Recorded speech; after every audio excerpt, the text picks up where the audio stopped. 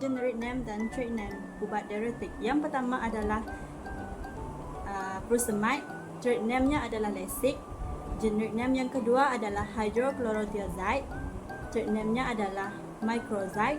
Dan yang ketiga adalah spironolactone, trade name-nya adalah Elbecton. Keempat adalah amiloride, trade name-nya adalah Midamor. Seterusnya adalah indapamide, trade name-nya adalah Lozide.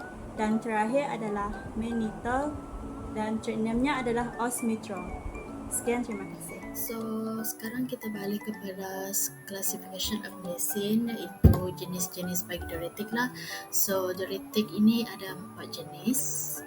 Nanti saya terangkan satu persatu. Yang pertama, loop diuretik, thiazide diuretik, osmotic diuretik dan potassium sparing diuretik lah.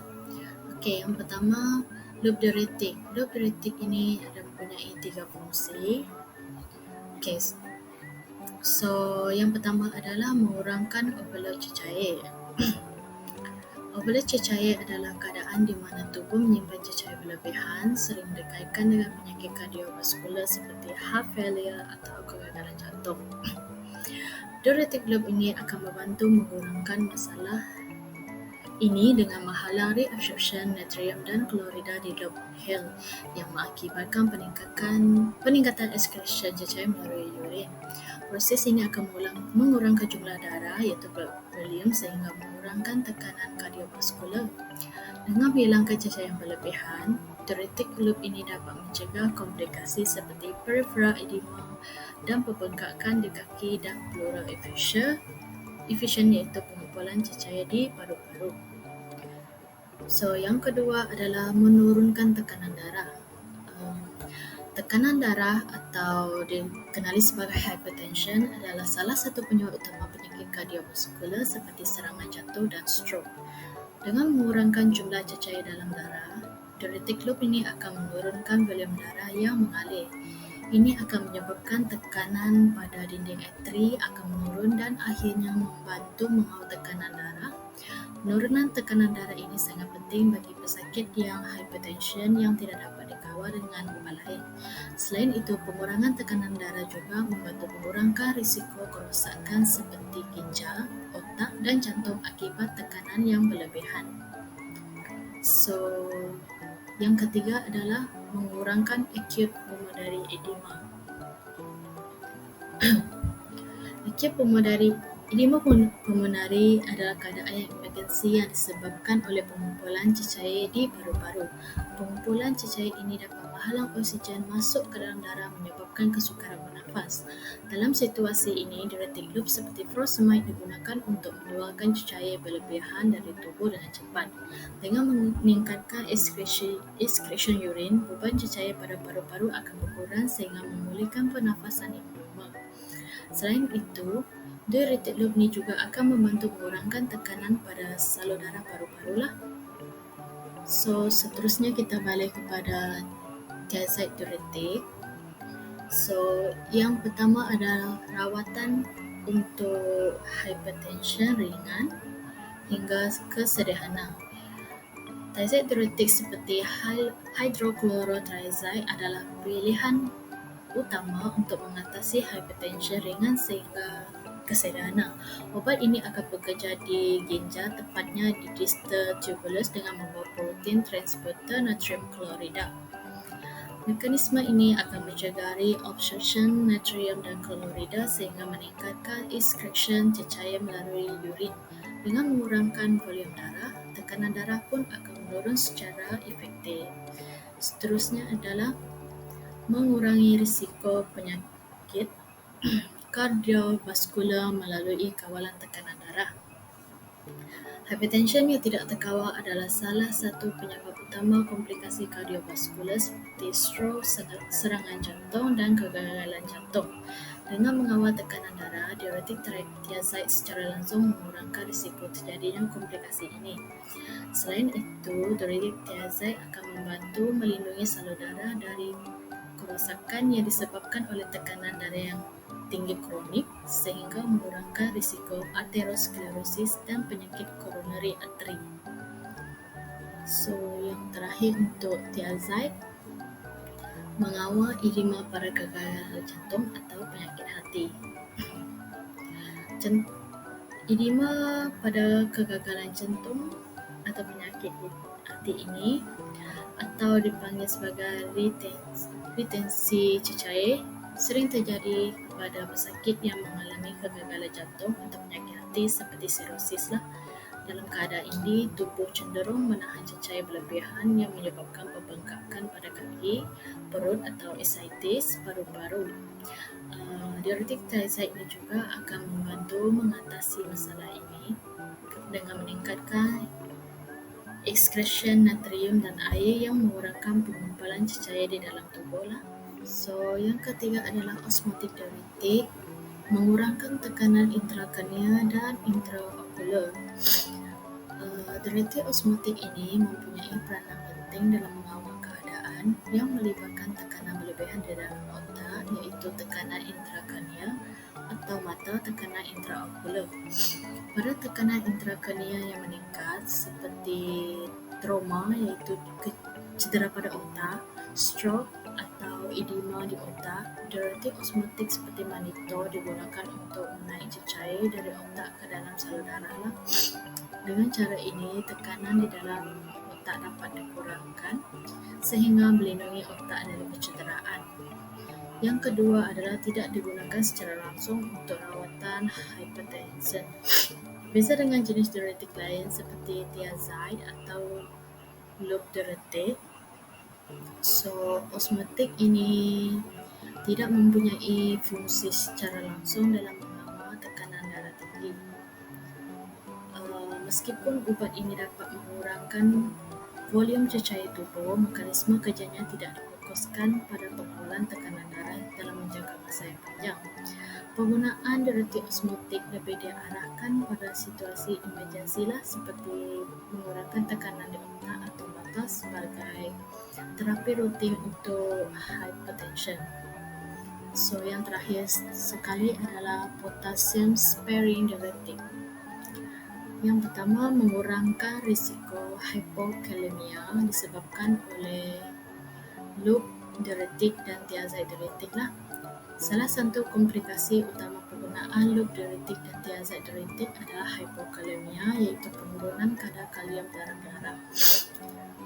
Hypokalemia dapat menyebabkan pelbagai kesan sampingan termasuk lemah otot, aritmia jantung dan gangguan pada fungsi tubuh lain. Potassium sparing diuretik ini seperti spironolactone bekerja dengan cara reabsorption natrium di distal tubule di ginjal sekaligus mengurangkan excretion kalium lah. So, yang terakhir sekali, rawatan untuk chronic heart failure. So, potassium sparing diuretik ini, khususnya spironolactone, memiliki peranan penting dalam mengawal kegagalan jantung kronik, terutama pada pesakit dengan ejection fraction ventricle kiri yang rendah. Ubat ini bekerja sebagai antagonis aldosteron, iaitu hormon yang berperanan dalam retensi natrium dan air di dalam tubuh. Dengan memerankan efek aldosteron, diuretik ini dapat membantu mengurangkan retensi cecair dan akhirnya menurunkan beban kerja jantung. Bagi mekanisme of action untuk diuretik, dia mempunyai 24 jenis, yaitu osmotic diuretik, di mana ia berfungsi dengan menarik air ke dalam hidup tubulus buah pinggang melalui proses osmosis. Ini meningkatkan jumlah air yang dikeluarkan tanpa mempengaruhi reproduksi elektrolit secara signifikan. Yang kedua pula, potassium sparing diuretik ini membantu mengurangkan kehilangan kalium dalam badan dengan menghalang tindakan hormon aldosteron di tubulus distal. Mereka juga boleh meningkatkan pengeluaran natrium dan air, tetapi dengan kurangnya kehilangan kalium. Untuk yang ketiga pula, loop diuretik ialah untuk menghalang penyerapan semula natrium, kalium dan klorida di bahagian gelung Henle dalam buah pinggang. Ini menghasilkan kesan diuretik yang kuat dan cepat, serta meningkatkan pengeluaran air kencing. Yang terakhir pula, diuretik diuretik berfungsi dengan menghalang penyerapan semula natrium dan klorida di tubuh di setiap buah pinggang. Ini menyebabkan peningkatan pengeluaran air kencing dan mengurangkan jumlah cecair dalam badan. Seterusnya, saya akan menerangkan bahagian fungsi ubat. Yang pertama adalah furosemide. Furosemide adalah berfungsi untuk menghalang penyerapan semula sodium ke dalam tubuh supaya sodium dan extracellular fluid dapat dikeluarkan dari badan. Hal ini dapat mengurangkan isi padu, cecair intravaskular dan mengurangkan cardiac output dengan mengurangkan venous return ke jantung. Yang kedua adalah spironolactone, iaitu untuk merawat pengekalan cecair, iaitu boleh dikenali sebagai edema pada pesakit kegagalan jantung konjesif, sirosis hati dan gangguan buah pinggang. Yang ketiga, hydrochlorothiazide, iaitu membantu mengurangkan jumlah air dalam badan dengan meningkatkan aliran air kencing. Ini juga untuk membantu pengeluaran air kencing untuk mengelakkan edema kepada pesakit lah. Okey, seterusnya ialah amiloride, berfungsi untuk merawat tekanan darah tinggi dan kegagalan jantung pada pesakit yang mempunyai jumlah kalium yang rendah dalam badan mereka. Seterusnya adalah mannitol, yang membantu pengeluaran air kencing dan menyingkirkan lebihan air dalam badan. Dan last sekali adalah indapamide, untuk mengurangkan jumlah air dalam badan dengan meningkatkan pengeluaran air kencing.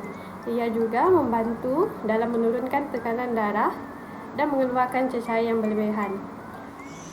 Okey, seterusnya saya akan membentangkan tentang kontraindikasi ubat diuretik. Ubat diuretik terbahagi kepada 4 kumpulan. Yang pertama adalah loop diuretik, yang kedua adalah thiazide diuretik, 3 potassium stearin diuretik dan yang keempat adalah osmotic diuretik. Loop diuretik adalah tidak digalakkan untuk pesakit yang ada hypovolemia, hypokalemia, hipotensi dan alahan terhadap sulfonamida. Yang kedua adalah thiazide diuretik, itu tidak digalakkan kepada pesakit yang ada renal failure, hypokalemia dan sulfonamida. Yang ketiga adalah potassium stearin diuretik. Ubat ini tidak digalakkan kepada pesakit yang ada renal failure, acute renal failure dan hyperkalemia. Yang keempat adalah osmotic diuretik, iaitu tidak digalakkan kepada pesakit yang ada congestive heart failure, edema pada paru-paru dan pendarahan intracranial aktif. Okey, seterusnya saya akan membentangkan tentang interaksi ubat diuretik. Yang pertama adalah loop diuretik.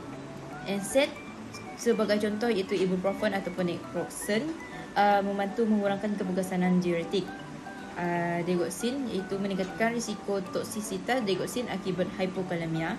Yang ketiga adalah aminoglikosida iaitu gentamicin yang meningkatkan risiko ototoksisitas. Dan yang keempat adalah ACE inhibitor, iaitu contohnya sebagai enalapril yang berpotensi meningkatkan risiko hipertensi yang teruk dan membawa kepada kegagalan ginjal.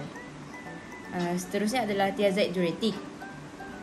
Contohnya NSAID yang mengurangkan keberkesanan thiazide, lithium meningkatkan kadar lithium dalam darah, dan antidiabetik iaitu insulin menurunkan keberkesanan insulin yang menyebabkan hyperglikemia.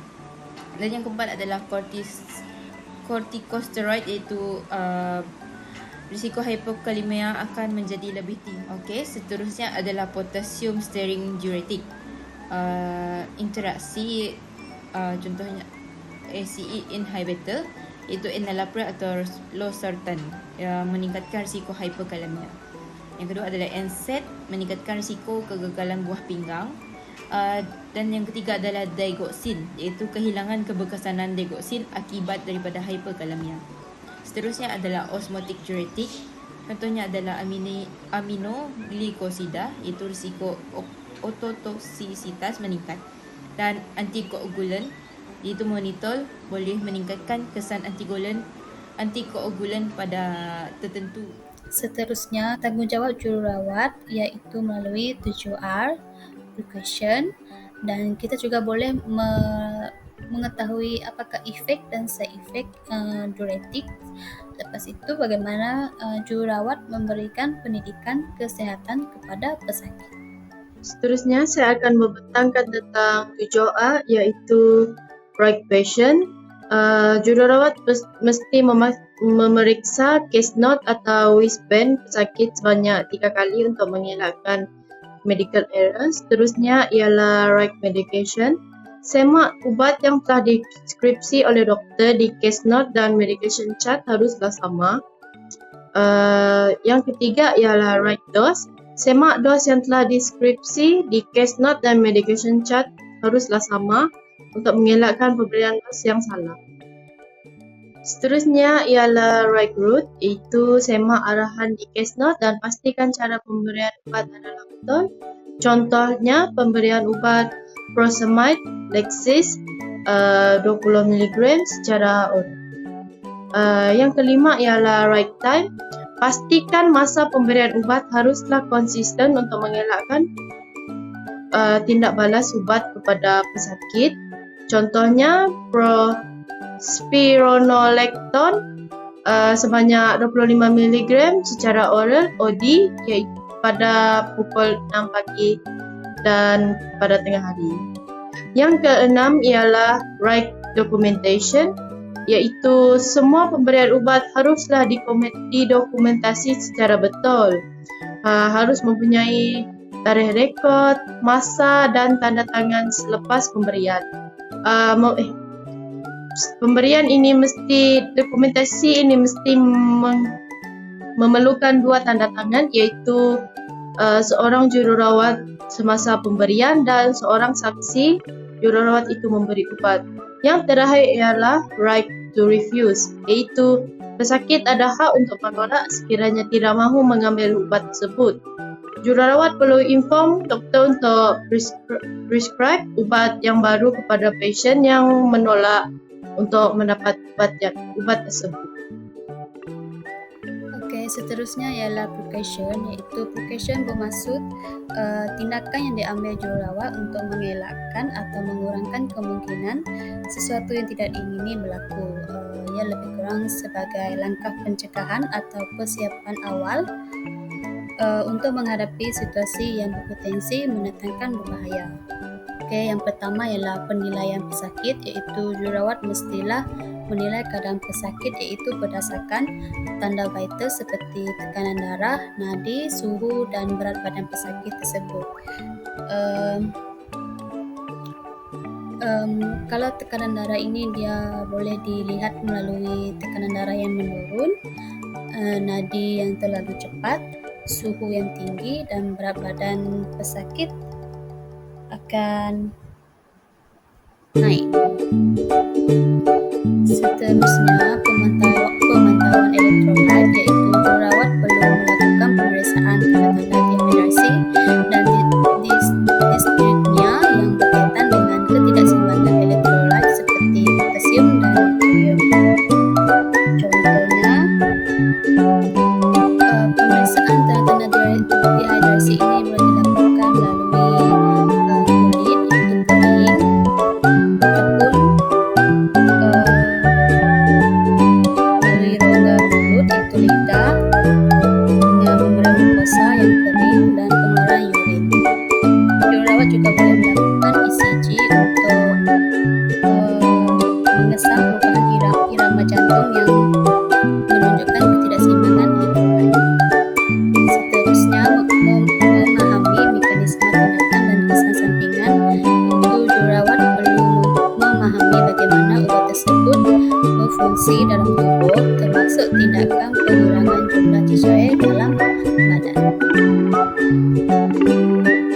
Seterusnya ialah rekod sejarah kesihatan, iaitu jururawat perlu mengetahui semua keadaan kesihatan pesakit seperti arahan pada ubat dan komplikasi penyakit seperti sakit buah pinggang, jantung dan hati untuk mengelakkan berlakunya komplikasi yang lain semasa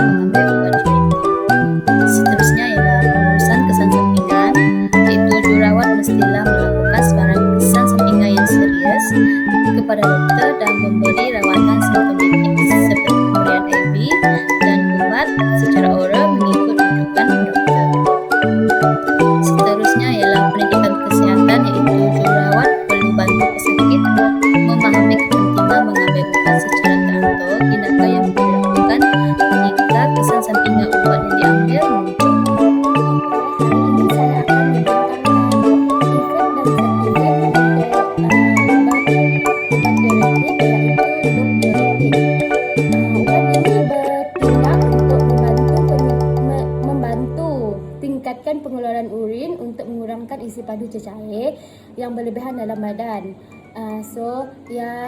Ia juga akan menurunkan tekanan darah supaya cecair itu dapat dikeluarkan. Selain itu, ia juga untuk meningkatkan fungsi buah pinggang dengan mengurangkan beban kerja pada buah pinggang. Kesan sampingan ubat ini adalah jika pesakit mengambil ubat ini secara berlebihan, berkemungkinan pesakit akan mendapat dehidrasi, ketidakseimbangan elektrolit, hypotension, acute kidney injury, kehilangan pendengaran. Selain itu, ia juga memberi kesan seperti loya, muntah dan diarrhea. Contoh ubat loop diuretik ialah furosemide, bumetandine, torsemide. Seterusnya adalah thiazide diuretik. Ubat ini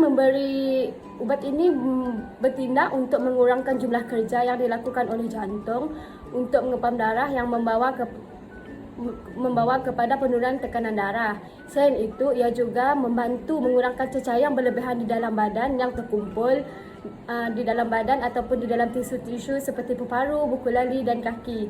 Apabila makan ubat ini, ia akan menurunkan cecair dalam badan kita. Selain itu, ia juga mengurangkan simptom kegagalan jantung untuk mengurangkan lebihan cecair. Kesan sampingan ubat ini adalah hypokalemia, ketidakseimbangan elektrolit, hypokalsemia, urin acid meningkat.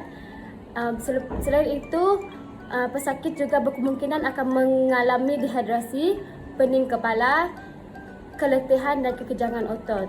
Contoh ubat thiazide diuretik ialah hydrochlorothiazide, chlorothalidone dan indapamide. Seterusnya adalah osmotic diuretik. Osmotic diuretik ini berfungsi untuk menghalang penyerapan semula air yang menyebabkan peningkatan penguraian urin. Apabila makan ubat ini, orang yang makan ubat ini dia akan mengeluarkan cecair di dalam badan yang menyebabkan edema. Selain itu, ia juga mengurangkan tekanan intracranial dan intraocular dengan meningkatkan cecair badan dan osmolarity darah ke dalam darah. Selain itu, ia juga mengurangkan tekanan pada jantung dan saluran darah. Apabila makan ubat osmotic diuretik ini, ia dapat meringankan beban jantung. Apabila seseorang mengambil ubat osmotic diuretik ini, pesakit akan mengalami edema yang berkurangan, hypotension. Selepas itu, mereka juga akan mengalami risiko dehidrasi ataupun hypovolemia, gangguan elektrolit, loya, muntah dan sakit dada. Contoh ubat osmotic diuretik ialah mannitol, ozosorbate dan glycerin. Seterusnya adalah potassium sparing diuretik. Ubat ini memberi tindakan untuk mengurangkan lebihan cecair di dalam tubuh badan kita. Selain itu, ia juga menurunkan tekanan darah dan mengurangkan edema yang ada pada pesakit edema, iaitu ia akan mengeluarkan cecair di dalam badan pesakit. Selain itu, ia juga mengekalkan kalium dalam badan dan memberi manfaat kepada pesakit yang berisiko hypokalemia. Kesan sampingan ubat ini adalah pesakit akan mengalami hypokalemia, kelemahan otot, kejang ataupun kesemutan, jantung berdebar ataupun dikenali sebagai palpitation, sakit dada, sesak nafas ataupun mual dan muntah. Contoh ubat potassium sparing diuretik ialah spironolactone ataupun aldactone. Seterusnya ada eplerenone ataupun nama lainnya Inspra. Seterusnya amiloride ataupun Midamor. Dan yang terakhir adalah finerenone. Seterusnya ialah tanggungjawab jururawat dalam pemberian pendidikan kesehatan kepada pesakit. Yang pertama ialah cara penggunaan ubat yang betul, iaitu menjelaskan maklumat menggunakan bahasa yang mudah difahami pesakit, seperti menjelaskan tentang masa untuk makan ubat. Yang ini contohnya jururawat memberitahu pesakit untuk makan ubat pada waktu sebelum ataupun selepas makan, ataupun waktu pagi ataupun waktu malam. Jadi jururawat mestilah menerangkan dengan tepatlah supaya pesakit tahu. Seterusnya ialah dos yang tepat. Dos yang tepat ni contohnya seperti berapa kali mereka makan ubat tu dalam sehari ataupun jangka masa yang mereka perlu ambil untuk makan ubat. Dan seterusnya ialah cara penyimpanan ubat. Cara penyimpanan ubat ni seperti jangan simpan ubat di tempat yang lembab dan jauhkan daripada kanak-kanak. Simpan ubat dalam suhu bilik, jauhkan daripada matahari. Dan kalau ubat sudah tamat tempoh ataupun tidak digunakan lagi, mestilah dibuang dengan cara yang betul. Seterusnya ialah pemantauan berterusan, iaitu galakan pesakit untuk melakukan pemeriksaan kesihatan secara berkala untuk memastikan keberkesanan ubat dan mengesan jika berlaku sebarang komplikasi. Yang ini pesakit semestinya perlu melakukan medical check-up secara berkala, iaitu dilakukan melakukan medical check-up di tempat yang berdekatan lah, contohnya klinik ataupun hospital yang berdekatan dengan tempat kediaman mereka untuk memastikan tiada sebarang komplikasi yang berlaku selepas mereka makan ubat. Seterusnya ialah memantau kesan sampingan dan tindakan ubat. Yang ini jururawat mestilah menjelaskan tanda-tanda kesan sampingan ubat yang serius dan bila perlu bertindak segera untuk dapatkan rawatan. Jadi jururawat mestilah menjelaskan apa gejala ataupun simptom yang mereka dapat sekiranya mereka mengalami alergik kepada ubat tersebut. Jadi contohnya seperti ruam ataupun kemerahan, gatal dan sesak nafas ialah yang paling teruk. Jadi kita sebagai jururawat haruslah memberitahu pesakit untuk pergi ke klinik yang berdekatan untuk dapatkan rawatan dengan segera. Seterusnya ialah mendorong perubahan gaya hidup sehat. Jururawat mestilah menggalakkan pesakit untuk melakukan aktiviti yang sehat, diet yang bersesuaian dan mengajarkan pesakit tentang teknik pernafasan dalam untuk membantu mereka tenang. Yang ini semestinya jururawat haruslah menyalurkan sokongan emosi kepada pesakit untuk mengamalkan gaya hidup sehat dari segi pemakanan ataupun penjagaan kebersihan diri. Itu sahaja. Seterusnya saya akan membentangkan cara pemberian ubat, iaitu melalui oral, IV dan jarang untuk pemberian IM lah untuk bagi ubat diuretik. Bagi kaedah oral, kaedah ini yang paling biasa untuk rawatan jangka masa panjang. Ianya digunakan dalam keadaan pasien yang dalam keadaan stabil dan tidak memerlukan tindakan segera. Kelebihannya ia mudah diberikan dan sesuai untuk rawatan di rumah. Dos akan ditetapkan dan kawalan penggunaan pun lebih mudah berbanding dengan cara pemberian ubat yang lain. Akan tetapi tindakannya lebih lambat kerana ubat perlu melalui sistem pencernaan atau penghadaman ke saluran darah lah. Ianya tidak sesuai untuk keadaan akut atau pesakit yang tidak dapat menelan, contohnya koma ataupun muntah. Contoh ubat untuk oral ialah Furosemide Lexis, iaitu untuk edema atau kegagalan jantung. Seterusnya ialah cara pemberian intravenous, iaitu IV. Ia akan mengambil masa yang lebih singkat berbanding dengan oral untuk menunjukkan kesan. Kesan ubat pun lebih cepat kerana ubat akan terus masuk ke dalam aliran darah. Akan mengambil masa 5 hingga 15 minit lah untuk pemberian ubat secara IV. Ianya memerlukan pemantauan yang lebih rapi berbanding dengan pemberian ubat oral oleh kaki tangan perubatan. Boleh menyebabkan penurunan tekanan darah secara mendadak atau ketidakseimbangan elektrolit jika tidak dikawal dengan betul. Yang terakhir ialah pemberian ubat secara IM. Pemberian ubat secara IM ini jarang diberikan kepada pesakit kerana ianya digunakan ketika pesakit lain untuk ubat IV tak dapat dijumpai dan terpaksa